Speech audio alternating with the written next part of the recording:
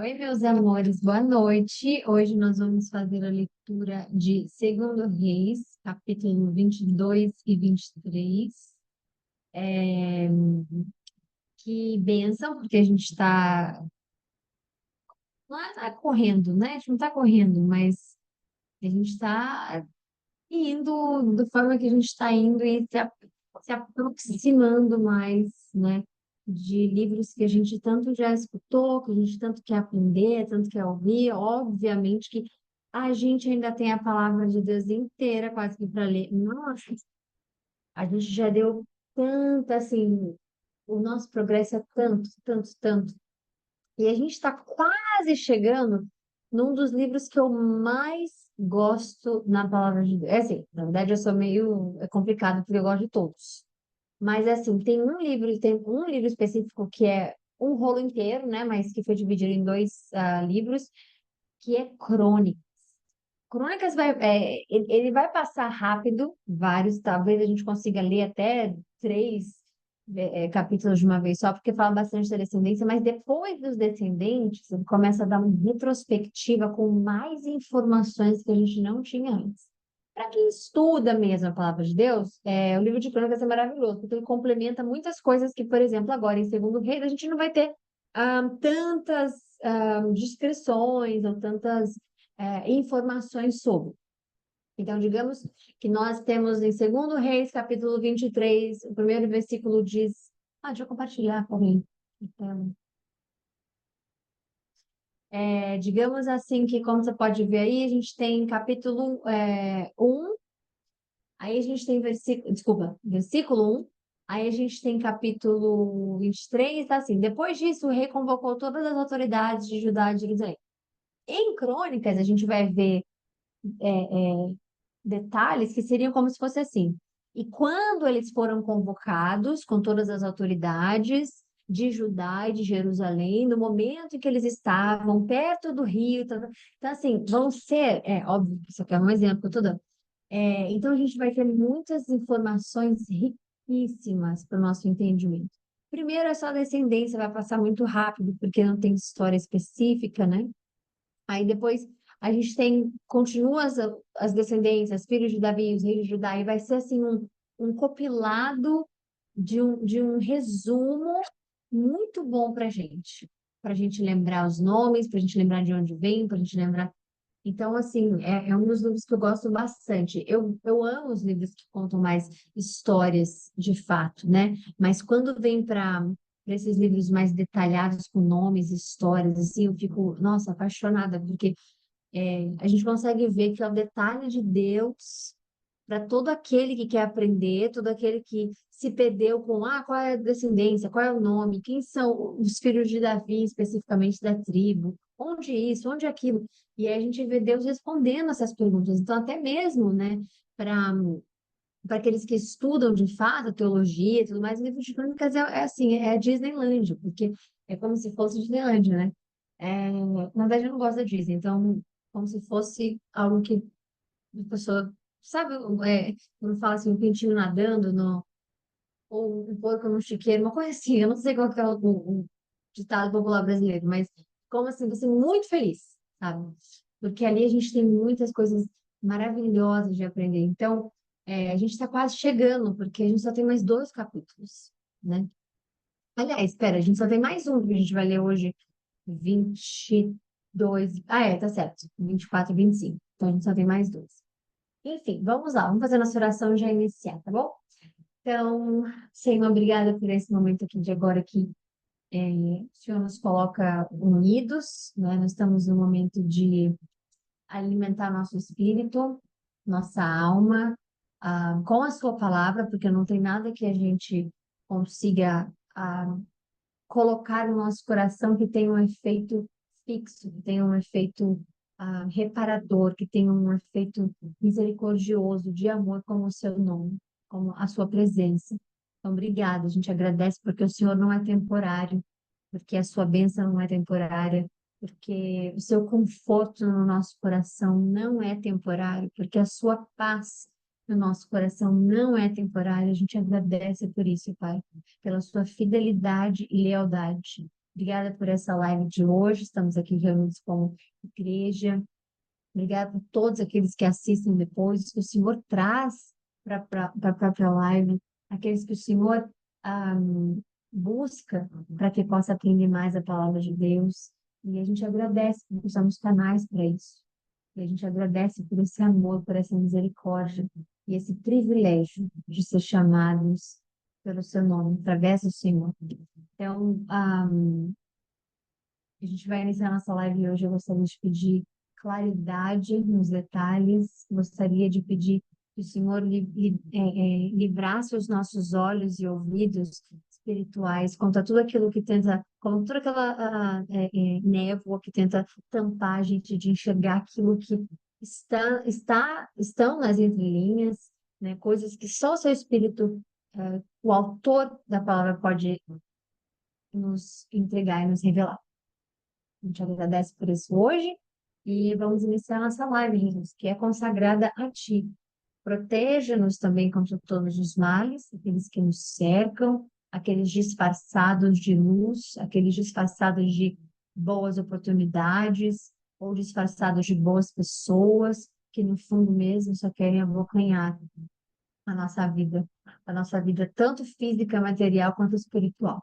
Que o Senhor possa nos abençoar.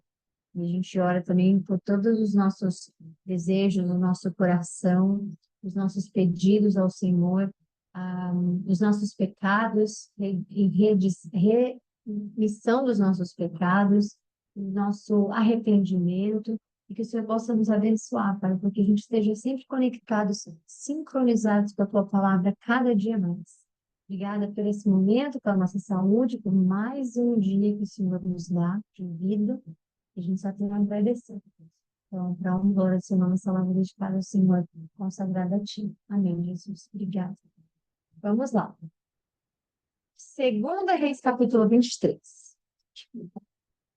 Depois disso, o rei convocou todas as autoridades. Espera aí que eu vou voltar aqui. Opa. Depois disso que a gente vai ver o quê? Vamos lá, só para que a gente possa lembrar. Então, diga ao rei de Judá que o Senhor enviou para consultar, já que o coração se sensibilizou e se humilhou diante do Senhor, ouviu dizer que esse lugar contra os seus habitantes, serão destruídos amaldiçoados, e você rasgou suas vestes, chorou para minha presença, e declarou ao Senhor, portanto, eu vermelhei esse lugar passado, você está em paz, e eles levaram a resposta ao rei. Tá, então aqui a gente está vendo a gente está vendo a parte específica na qual o reinado de... Não, pera, não deu ainda, né? Agora sim.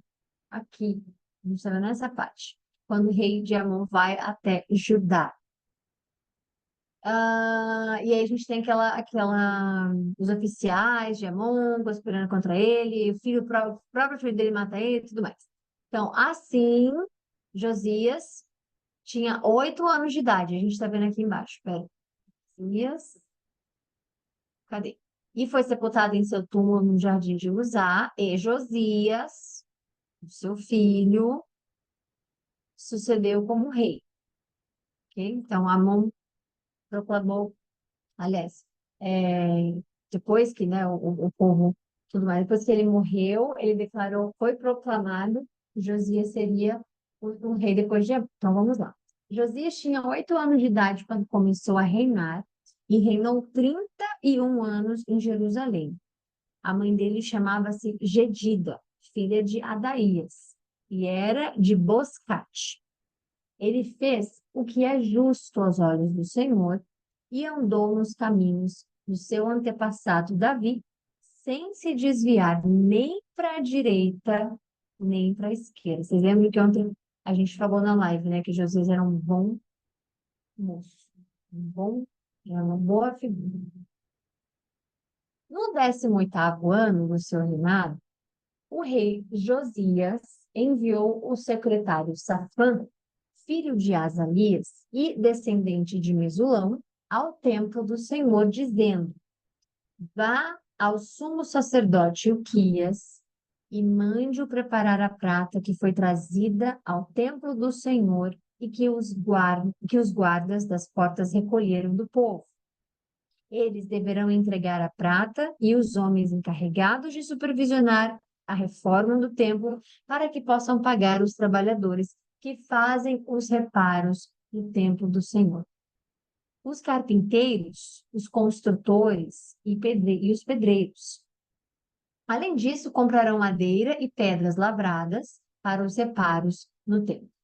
Contudo, eles não precisarão prestar contas da prata que lhes foi confiada, pois estão agindo com honestidade. A gente falou sobre isso, falamos sobre isso, inclusive.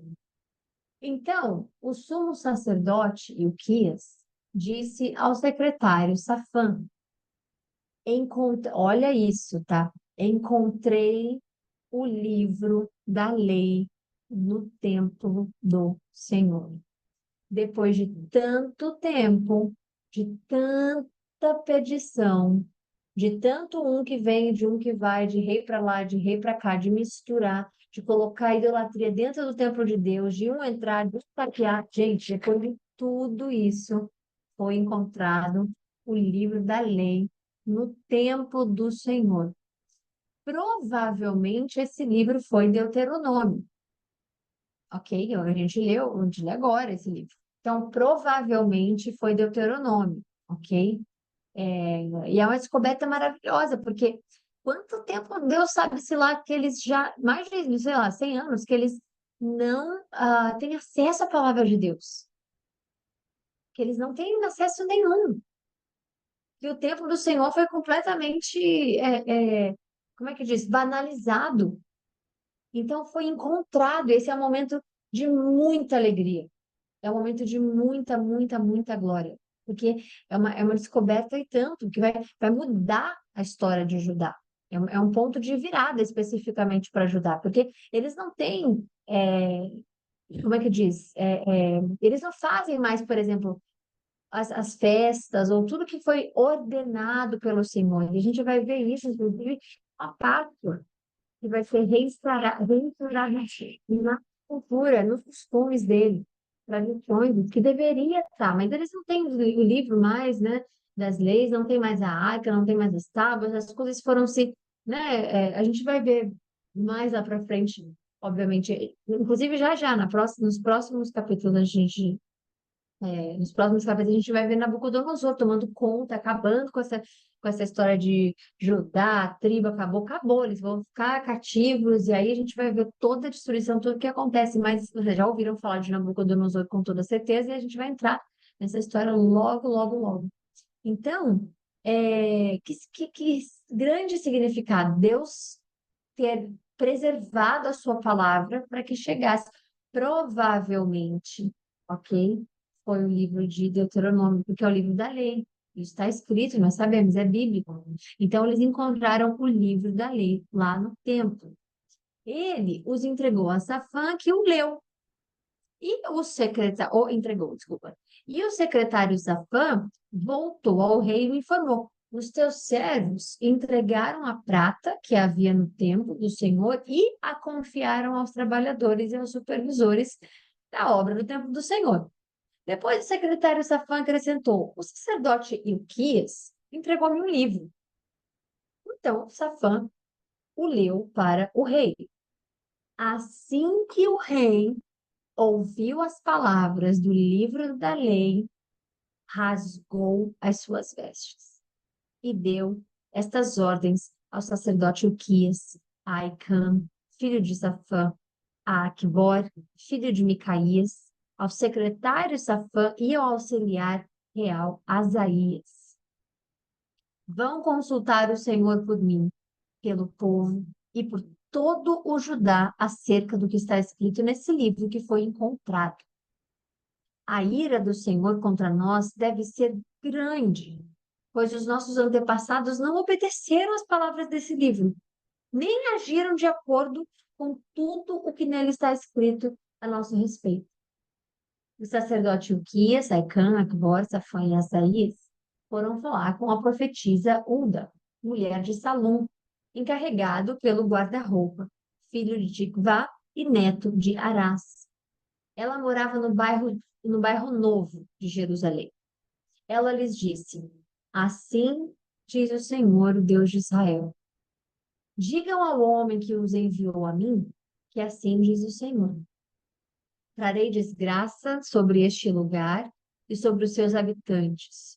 Tudo o que está escrito no livro que o rei de Judá leu, porque me abandonaram e queimaram incenso a outros deuses, provocando a minha ira por meio de todos os ídolos que as mãos deles têm feito.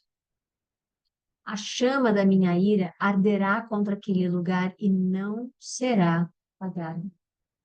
Digam ao rei de Judá que os enviou para consultar o Senhor, que assim diz o Senhor, o Deus de Israel. Veja, pera. Assim diz o Senhor, o Deus de Israel, acerca das palavras que ele ouviu. Já que o seu coração se sensibilizou e você se humilhou diante do Senhor quando ouviu o que falei contra este lugar e contra os seus habitantes, que seriam destruídos e amaldiçoados, e porque você rasgou suas vestes e chorou na minha presença, eu o ouvi, declara o Senhor. Gente, isso aqui é muito lindo demais, porque o que a gente consegue aprender nisso aqui? Que quando a gente se humilha perante o Senhor, né? E a gente tem uma mania de, como é que fala? De tudo interpretar somente para a forma em que a gente julga o que é cada coisa. Então, quando você vai falar, por exemplo, para uma pessoa, a gente precisa se humilhar na frente do Senhor. Normalmente, a pessoa vai dizer, por que que eu vou me humilhar? Só pedir perdão, Deus é amor. Porque eu tenho que me humilhar, por quê?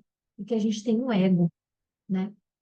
Então, quando a gente aprende na palavra do Senhor que maravilhas são feitas quando você tem a boa intenção, quando você tem um bom coração, quando você tem a boa vontade, quando você está conectado no Senhor, quando você está debaixo da graça, sabendo que está debaixo da graça, você se humilha perante o Senhor.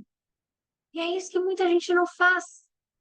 Muita gente não faz de se humilhar, porque falar em se humilhar para as pessoas, falar para se humilhar na frente de Deus, é totalmente diferente. Você se humilhar na frente das pessoas, ou ser humilhado, né? São coisas diferentes. E Deus não permite que os seus filhos sejam humilhados. Agora, você se humilhar para o seu pai, para aquele que te conhece, para aquele que sabe as suas fraquezas, os seus pecados, os seus segredos, não faz sentido, não tem porquê a gente fazer isso. Então, e eu tenho vários testemunhos pessoais mesmo de quando eu cheguei para Deus e falei, olha, não consigo mesmo, meu tempo esgotou aqui nesse assunto específico de paciência ou de sabedoria ou de não sei o que o Senhor quer, não consigo enxergar, e isso chorando, chorando, chorando, eu tava ajoelhada perto da minha cama, e eu tava, isso já tem uns, gente, eu acho que eu tenho uns 3 anos, eu não sei, e eu nunca vou esquecer. Nunca vou esquecer. Eu precisava literalmente, não é brincadeira. De verdade, assim, a ponto de eu só não me desesperar por conhecer a palavra. Mas eu chorar porque eu não tinha saída. Eu precisava literalmente, para aquela situação que eu estava, né? Mental, aquele lugar que eu estava. Então, eu nunca vou esquecer, eu chorando, eu estava me humilhando. Eu peguei a Bíblia, eu tinha uma mania de pegar a Bíblia e aleatoriamente dizer, Senhor, fala comigo. Eu abria, a Bíblia e, às vezes, quando eu comecei a fazer isso mais como um ritual, parou de funcionar completamente. Quando eu comecei a fazer isso de forma que eu queria resposta rápida para continuar meu dia ali, Deus parou de responder dessa forma. Mas antes. Quando eu colocava assim, no coração mesmo, cru e nu, assim, né, no sofrimento que eu tava, ou o que é que seja, e aí pedia para Deus falar comigo na Bíblia, nossa, era maravilhoso, porque eu abria assim, né?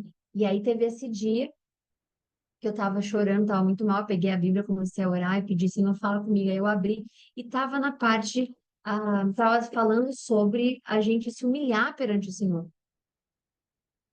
E aí, gente, é, eu falei, eu já entendi. E aí eu me humilhei na frente dele. Eu ajoelhei, fechei a porta do meu quarto. Eu falei com ele, olha, eu preciso, só o Senhor pode fazer esse milagre por mim. Eu andei, e agora não vejo saída. Pensei, agora não vejo saída. Eu quis, mas não é eu querer apenas. Eu não sei mais o que fazer. E, gente, foi questão de minutos, minutos, para eu ser alcançada por um anjo que Deus me enviou, né? E aí essa pessoa abriu caminhos. Só com palavras. Mas por que que não é esse caminho? Por que que não aquela opção? E tudo mudou daquele dia em diante. Então, se a gente tem essa empáfia de achar que para com o próximo a gente consegue resolver as coisas sem pedir ajuda, ou a gente não precisa de ninguém, ou quando as pessoas, né, humilham os outros, ou coisas do tipo. A gente não tem ideia das pessoas improváveis que Deus vai colocar na nossa vida só para nos ajudar. E às vezes a gente julga. Às vezes o ser humano julga, não, aquela pessoa não tem nem como me ajudar, porque não tá no mesmo patamar. Ou então aquela pessoa não vai me ajudar, porque aquela pessoa nem estudou. Como é que ela vai me ajudar com isso que eu preciso de ajuda? A gente não sabe os planos do Senhor. Ele tem planos para nós. E ele fala isso em Jeremias e eu amo aquela passagem. Quando Deus está buscando preparar nosso coração, disciplinar nosso coração, conversar com a gente e nos ajeitar de acordo com o que a gente pede para ser lapidado, ele vai usar qualquer pessoa para fazer isso. É óbvio que se a gente se entregar na mão dele. Então, quando a gente se entrega, quando a gente se humilha na frente dele, você vê aqui o que aconteceu. Ele rasgou a roupa, rasgou as vestes, se sentiu mal, ficou mal, né? E nesse momento em que ele se humilha perante ao Senhor, nesse momento em que ele, né, como é que diz? Se coloca na posição de Deus, fiz tudo errado, me perdoa. E de fato, né, se arrepende, Deus contabiliza. Olha o que que Deus fala aqui. Já que o seu coração se sensibilizou. Gente, isso está escrito na palavra de Deus. Porque tem pessoas que falam, não, o coração não faz nada. O coração, ele é só como é que fala? Um pulsador de sangue, etc, etc. Fisicamente, sim, mas espiritualmente, ele é a conexão com Deus. Deus fala do coração. Deus fala dele, do coração dele. Deus fala do coração dele triste, o coração dele quebrantou, chorou, ele ficou mal. Deus tem emoções e tem sentimento igual. E nós somos imagem e semelhança dele. Então, quando fala do coração na Bíblia, não fala do coração que é o órgão, fala do espiritual mesmo. Então, Deus fala, olha, já que o seu coração se sensibilizou e você se humilhou diante de mim, né? Aqui é porque o profeta que tá, a profetisa que está falando, mas diante de mim, quando ouviu que falei contra esse lugar e contra os seus habitantes que seriam destruídos e amaldiçoados, e porque você rasgou suas vestes, chorou na minha presença, eu o ouvi, declara o Senhor. Portanto, eu reunirei aos seus antepassados e você será sepultado em paz. Seus olhos não verão toda a desgraça que trarei sobre este lugar. Então, eles levaram resposta ao rei. Então, vocês estão vendo? Deus está dizendo, olha, pelo seu arrependimento. Então, a gente se arrepender, gente, é crucial para um relacionamento mais íntimo com Ele. É crucial para o nosso relacionamento mais íntimo com Ele. Nos arrependermos, nos humilharmos, isso nos aproxima de Deus. É igual quando ele permite que a gente passe por um deserto, nos aproxima dele. A gente clama mais, a gente se sente vulnerável, a gente pede por ajuda dele, a gente pede por milagre, a gente se aproxima mais dele. E assim é quando a gente se humilha. Então, se você tiver um tempo na sua organização da sua própria agenda, do seu tempo, que você achar que é o correto fazer, entra no seu quarto. Ah, mas não dá no meu quarto, tá? Porque eu divido meu quarto. Então, porque isso, aquilo. Então, no banho, quando você estiver no banho. Ah, mas não dá, porque a minha porta não tem tranca e eu não consigo trancar a porta. Fica aberta e eu não vou conseguir me concentrar. Então, quando você estiver sozinho, sozinho, em algum lugar, para nesse tempo e fala para Deus tudo aquilo que você quer falar, que você quer se humilhar perante a Ele. Tudo aquilo que você quer falar sobre você. E não é se desmerecer, faltar amor próprio, é o contrário disso. É você buscar quem você é em Deus. É você ir para a raiz de onde a sua fé vem, de onde a sua força vem, de onde o seu amor vem, de onde o seu cuidado vem, de onde a sua vida vem. Faz isso. Tira 2 minutos, 3 minutos, 1 hora, 2 horas, o tempo que você precisar. Fala, Senhor, estou aqui hoje para um ato aleatório. Eu quero me humilhar na frente do Senhor. Quero falar para o Senhor tudo aquilo que vem pesando as minhas costas, tudo aquilo que vem tirando a minha noite de sono, tudo aquilo que vem me fazendo repensar em coisas que eu estava certo que fazia bem, ou que era bom, ou que agora eu duvido. E se você acha, gente, que vocês, em algum lugar, vocês estão falhando em relação ao relacionamento do Senhor com o Senhor, digamos, eu estou deixando de acreditar no Senhor, ou então, metade das coisas que eu oro, eu não estou conectando, não estou muito me conectando, ou, gente, se abram, faça esse exercício. Você pode ir na frente de um espelho, você pode ir fechando seus olhos, você pode, faça, mas faça mesmo, é um convite que a gente está fazendo. Você vai ver como vai lavar, assim, ó, sabe, o seu estado emocional, porque você vai estar conectado com Deus, você vai estar fazendo, você vai estar em comunhão com Deus. Você vai ficar mais próximo de Deus. Faça isso. Vamos lá. Então, eles levaram a resposta ao rei. Depois disso, o rei convocou todas as autoridades de Judá e de Jerusalém. Em seguida, o rei subiu ao templo do Senhor, acompanhado por todos os homens de Judá, todo o povo de Jerusalém, os sacerdotes e os profetas, todo o povo, do mais simples aos mais importantes, ou dos mais jovens aos mais idosos. Na presença deles, o rei leu em alta voz todas as palavras do livro da aliança que havia sido encontrado no templo do Senhor. A gente sabe que o livro da aliança, de fato, é Deuteronômio, por isso que provavelmente a gente diz que é Deuteronômio. Podemos falar que é Deuteronômio? Não, não podemos, porque não está escrito que é Deuteronômio. A gente sabe que é o livro da aliança.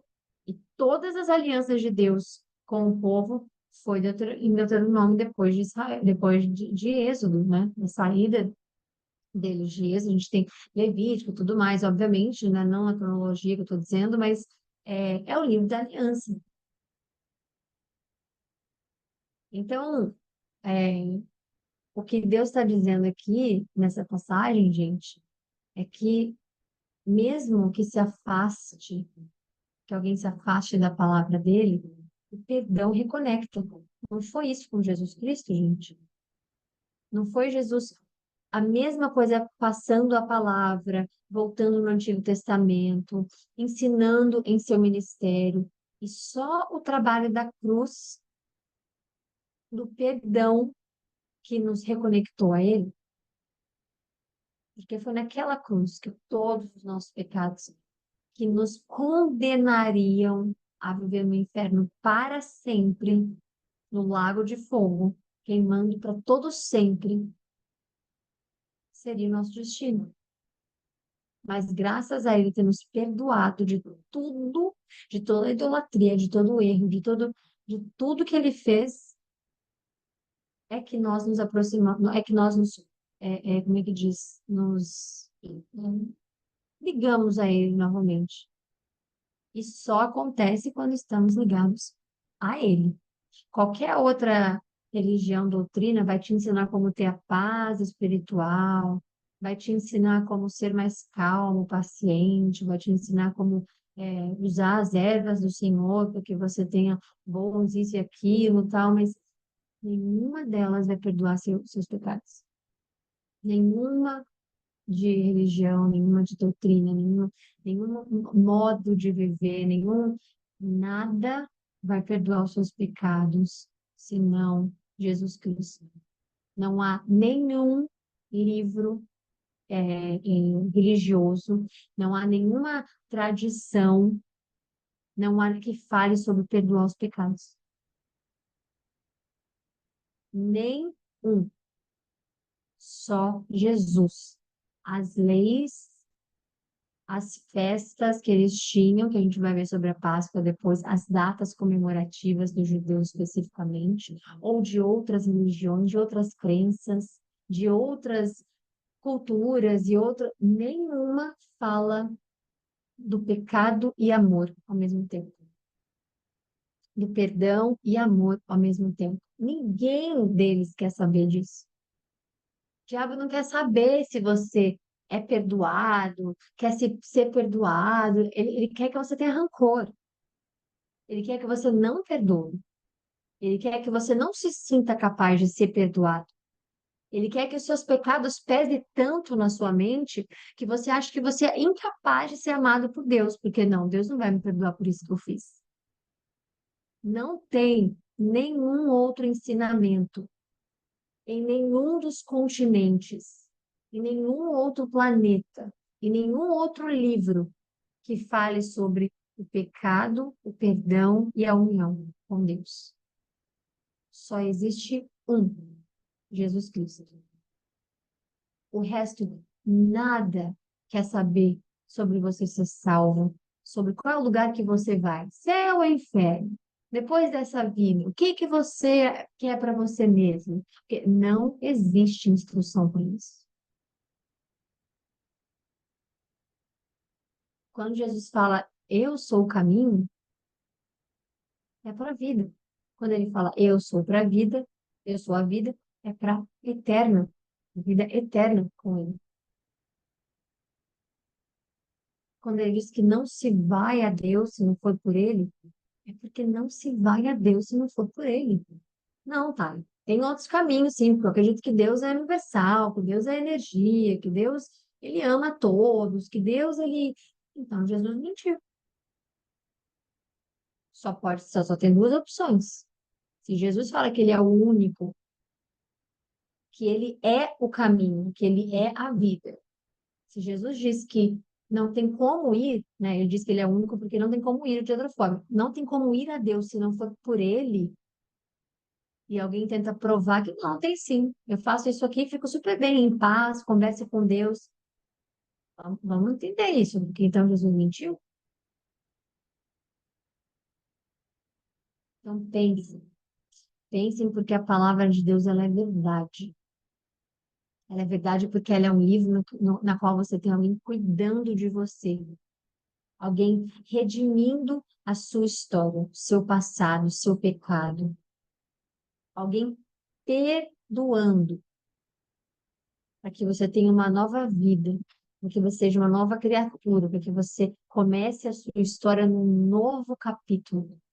E você com Deus, você com o Espírito Santo, você com Jesus, a Santíssima Trindade, você com Ele possa continuar caminhando na sua vida.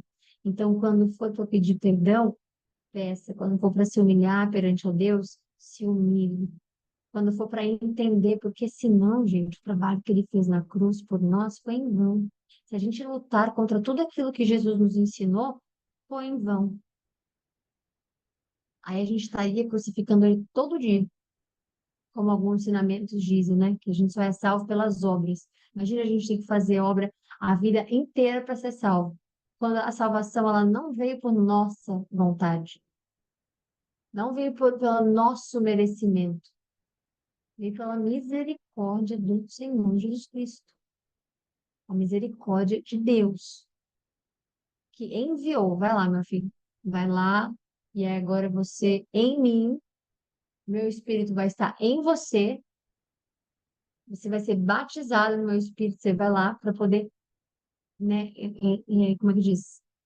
Santificado, você seja visto e você possa fazer esse ministério. Você vai morrer por eles, você vai sofrer por eles, você vai ensinar por eles, mas é para perdoá-los e a gente ter eles de volta. É isso. Então, o que Deus fez ali, a moeda de troca que Jesus fez, foi muito cara. Então, aqui o que está acontecendo é, é lado a lado com o que a gente vive. Porque se a gente ignora isso, se a gente ignora o fato de que nós fomos perdoados, nós somos todos os dias perdoados, e mesmo assim o diabo consegue manipular as pessoas que. Eu conheço várias que querem se aproximar de Deus, mas sentem vergonha. Quantas pessoas eu já vi dizer, não, nossa, Deus nunca me perdoaria por isso, jamais. Não conhecem o amor de Deus. E ao mesmo tempo dizem, não, Deus é amor, perdoa qualquer coisa. Então, essa confusão mental é o que o diabo faz para que as pessoas não tenham acesso a Deus. Mas a gente está lendo agora uma prova viva de que uma geração inteira, várias gerações, perderam o livro da aliança. Olha só, é uma aliança, é um amor, é um cuidado de Deus. Perderam. Deus, da sua forma milagrosa, da sua forma com graça, né? Ele preserva esse livro, ele faz ser achado novamente. Ele se faz achado, né? Porque a palavra de Deus é ele. Então, se faz ser achado novamente. Aí uma pessoa se humilha, uma pessoa diz: gente, leiam isso. Eu vou ler em voz alta, porque veja, Deus deve estar muito irado com a gente. Olha o que ele diz aqui: não mate. A gente só faz isso. Não peque contra os seus. A gente só faz isso. Não façam deuses com suas próprias mãos. A gente só faz isso. Imagina o quanto Deus não está irado com a gente. Aí é óbvio que ele vai rasgar as vestes, é óbvio que ele vai dizer: acabou pra gente. Aí Deus age. E ele diz: não, porque você se humilhou na minha frente, o seu coração, né? Você é perdoado e você não vai ver essas desgraças todas que vão acontecer. Eu não vou deixar seus olhos limpos.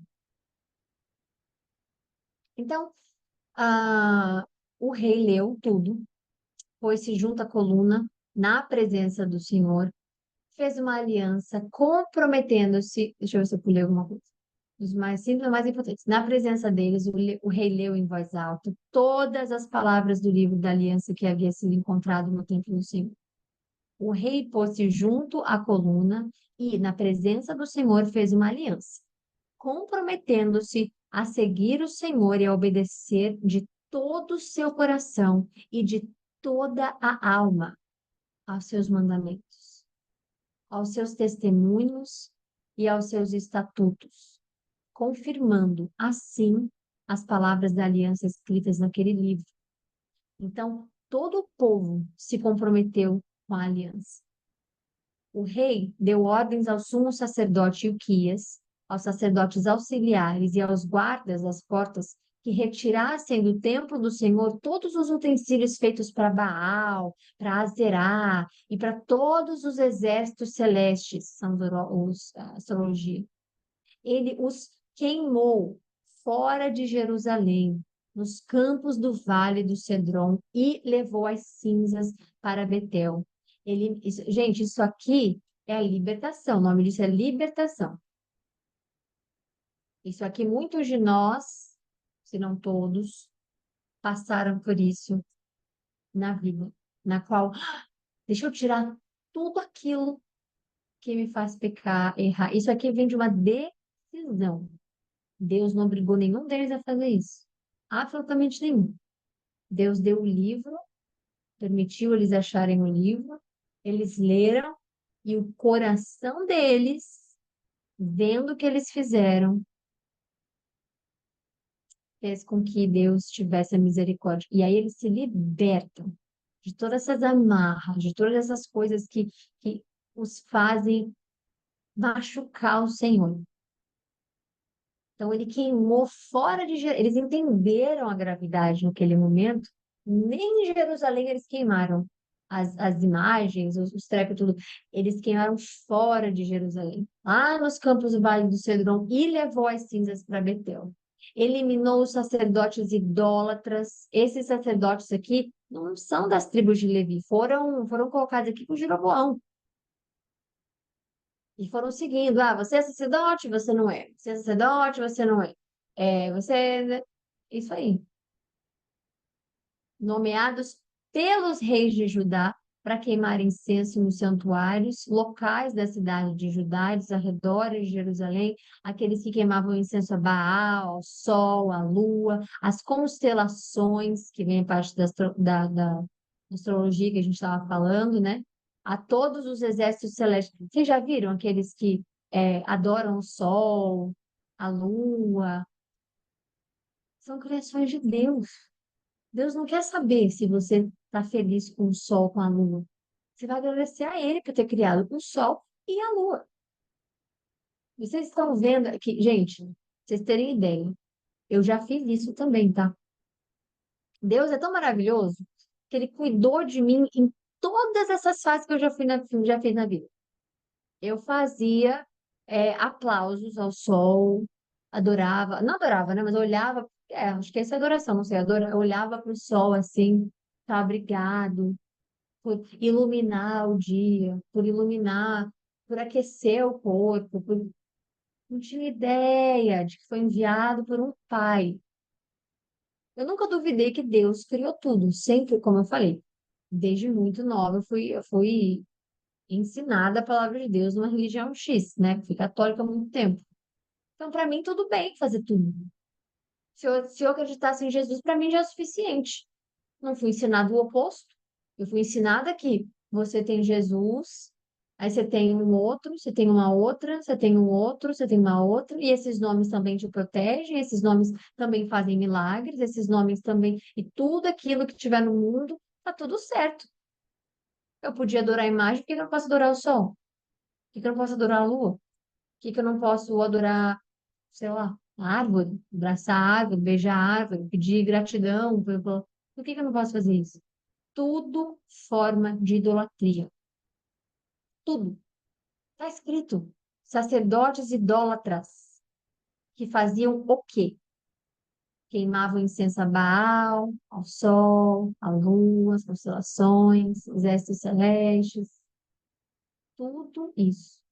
E é maravilhoso, porque Deus me escolheu para estar aqui e fazer o que a gente faz, fazer o que, né, em todos os dias aqui, mas me fez passar por todos esses lugares antes. Por quê? Porque não vai ter uma pessoa que vai poder dizer: você está atacando XYZ, você está atacando a crença XYZ.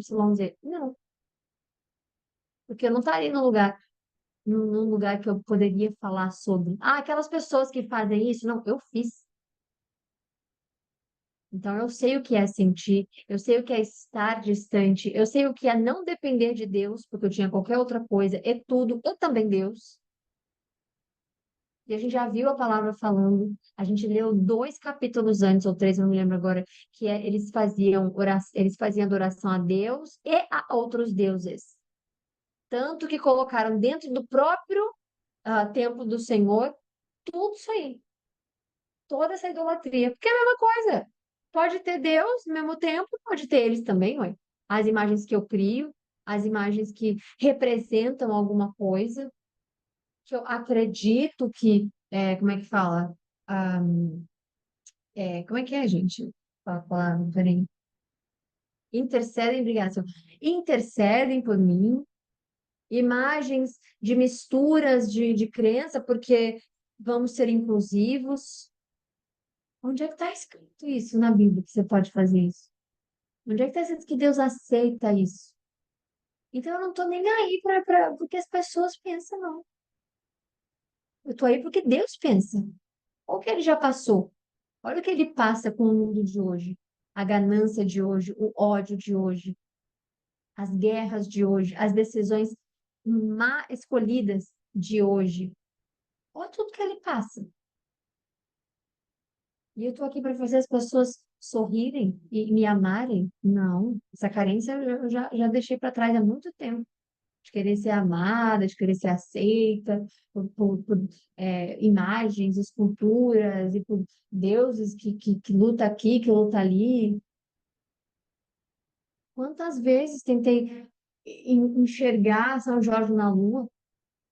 Quantas vezes comprei binóculo, comprei não sei o que, porque eu queria me conectar com ele? Quantas vezes? Está tudo aqui, tá tudo escrito aqui. E esse momento é libertação. Quando você só precisa confiar em um. Quando você só acredita em, quando você tem coragem de dizer, deixo para trás tudo aquilo que foi cultural, tudo aquilo que foi tradicional, tudo aquilo que foi costume que eu tive na vida, e eu não estarei sozinho, eu vou estar com Deus. Também mandou levar o poste de Azerá, do templo do Senhor, para o vale do Cedron, fora de Jerusalém, para ser queimado ali e reduzido a cinzas que foram espalhadas sobre os túmulos do cemitério público. Além disso, derrubou as acomodações dos prostitutos cultuais. É isso aqui que Deus chama.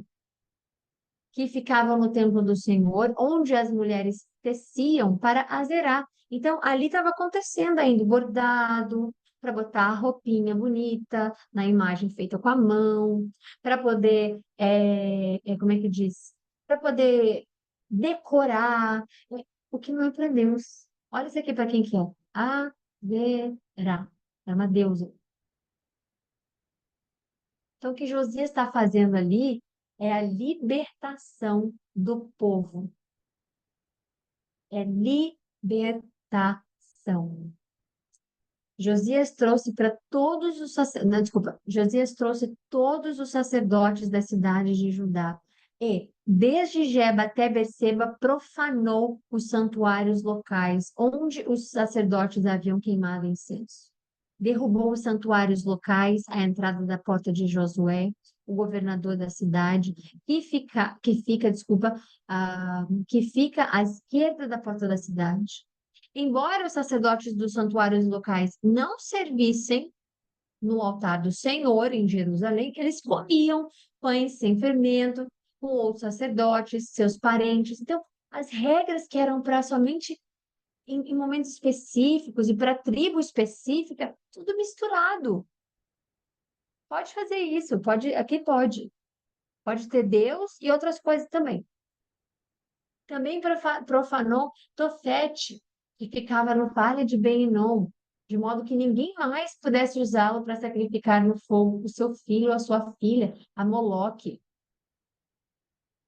Até hoje existe pessoas que falam nomes para dizer quem é Moloque hoje, nos dias de hoje, né?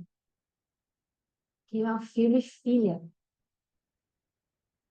Acabou com os cavalos que os reis de Judá tinham consagrado ao sol. Olha aí, sol, eu consagro a ti os cavalos.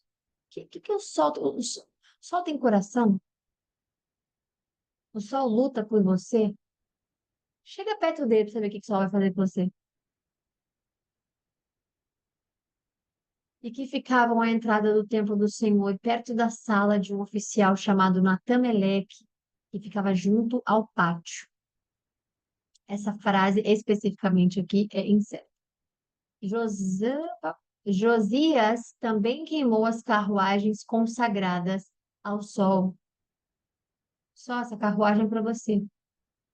Derrubou os altares que os reis de Judá haviam erguidos no terraço, em cima do quarto superior de Acás, e os altares que Manassés, pior de todos, havia construído nos dois pátios do templo do Senhor. Retirou-os dali, despedaçou-os e atirou o entulho no vale do Cedron. Isso aqui, ó, despedaçar, retirar, tudo coragem que tem que fazer. É só quando você está muito na presença de Deus mesmo, você tem muita certeza de que Ele é o seu único Deus, que você tem coragem para fazer isso, com tudo aquilo que te faz pecar. O rei também profanou os santuários locais, que ficavam a leste de Jerusalém, ao sul do Monte da Destruição, ou Monte das Oliveiras, os quais Salomão, rei de Israel, havia construído para Astarote, a deusa repugnante dos Sidônios. Sim, Salomão, porque foi o que ele fez no final da vida. Ele ficou absolutamente cego pelas mulheres que ele tinha, 700. ele começou a seguir o que elas seguiam, e ele foi construindo altares, foi construindo é, é, espaços como é que diz, de oração, santuários, para todos essas deuses, que as mulheres deles, de outras tribos, outras tribos não, desculpa, de outras culturas, de outros povos, tudo acreditado. Ele foi lá e fez, para agradar quem? As mulheres. Desagradar quem? Ao Senhor. Para Camus, o deus repugnante de Moabe, e para Moloque, o detestável deus do povo de Amon, os Amonitas. Josias despedaçou as colunas sagradas, derrubou os postes de Azerá e cobriu os locais com os ossos humanos. Até mesmo o altar de Betel, o santuário local edificado por Jeroboão, filho de Nebate, que levou Israel a pecar, até aquele altar e o santuário ele os demoliu. Queimou o santuário e o reduziu a pó, queimando também o poste de Azerá. Quando Josias olhou em volta e viu os túmulos que havia na colina, mandou retirar os ossos dos túmulos e queimá-los no altar, a fim de profaná-lo, conforme a palavra do Senhor, proclamada pelo homem de Deus que havia predito essas coisas. E o rei perguntou: Que monumento é esse que eu estou vendo? E os homens da cidade disseram: É o túmulo do homem de Deus que veio de Judá e proclamou essas coisas que tu fizeste no altar de Betel. Então ele disse: Deixem-no em paz. Ninguém toque em seus ossos. Que lindo. Ninguém toque nos seus ossos. Assim pouparam os seus ossos, bem como os do profeta que havia vindo de Samaria. Como havia feito em Betel, Josias removeu todos os santuários locais que os reis de Israel haviam construído na cidade de Samaria para provocar a ira de Deus. Para amar a Deus é que não é. Então, para provocar a ira do Senhor, obviamente. Para provocar a ira de Deus.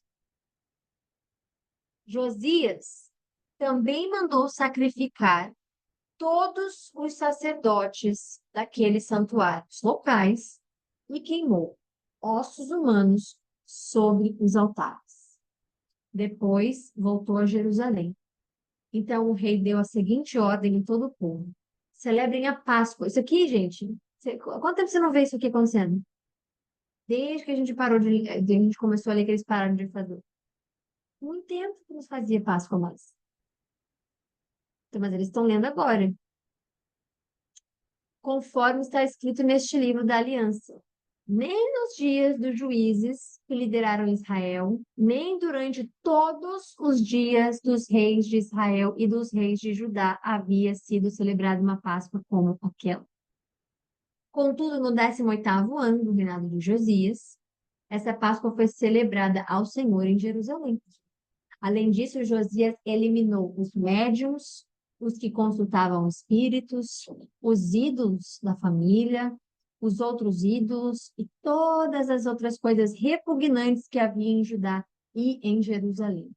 Ele fez isso para cumprir as exigências da lei escritas no livro as exigências da lei escritas no livro que o sacerdote Uquias havia descoberto no templo do Senhor.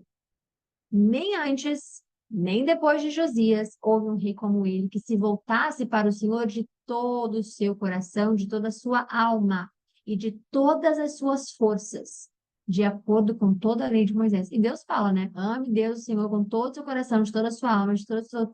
Ele fala sobre isso. Entretanto, o Senhor manteve o furor da sua grande ira e se acendeu contra Judá, por causa de tudo, né, que Manassés fizera para provocar sua ira. E por isso o Senhor disse: também retirarei Judá da minha presença, assim como retirei Israel. Aqui é aquele que se salvou no sentido de se libertar disso. Ok, Deus não está colocando ali, tudo bem, agora já que 5 em Judá se arrependeu, eu vou salvar tudo. Ah, tudo bem, aquele que 2 de Israel também se livrando. Não, a salvação. Aqui a gente vai falar sobre salvação especificamente, mas não em Cristo, tá? Mas crendo no Senhor, na palavra dele, que obviamente remete a Cristo. Mas aqui a gente está vendo que quando Deus faz isso, ele está fazendo porque é individual. O rei está ali mandando todo mundo fazer isso, mas vai ser, né? Pode ser que tenha um ou outro ali que se rebele e diga, não, quero não, como existe hoje. Então Deus está falando, a ira dele continua, e ele diz, vou retirar Judá da minha presença, assim como eu retirei Israel. E rejeitarei Jerusalém, a cidade que escolhi, a este templo no qual eu disse, ali porei o meu nome. Os demais acontecimentos do reinado de Josias e tudo o que realizou consta nos registros históricos dos reis de Judá. A gente vai ler isso mais lá na frente em Crônicas, que é o livro que eu falei no início da aula. Crônicas é muito importante. Durante o seu reinado, o faraó Neco, rei do Egito, avançou até o rio Eufrates ao encontro do rei da Síria. O rei Josias marchou para combatê-lo, mas o faraó Neco o enfrentou e o matou em Megido. Os oficiais de Josias, a gente vai chegar muito próximo de Nabucodonosor agora por conta disso também, tá? Os oficiais, a Babilônia ficava ali, perto, medida a gente viu no mapa, né? Os oficiais de Josias levaram o seu corpo em uma carruagem de Megido para Jerusalém e o sepultaram no seu próprio túmulo. O povo da terra tomou Jeoacás, filho de Josias, ungiu e proclamou rei no lugar de seu pai. Jeoacás tinha 23 anos de idade quando começou a reinar e reinou 3 meses em Jerusalém. A mãe dele chamava-se Amutal, filha de Jeremias. Ela era de Libna. Ele fez o que era mal aos olhos do Senhor, tal como seus antepassados. Olha que triste, né? Que triste. Nossa, gente. Era como que eu digo?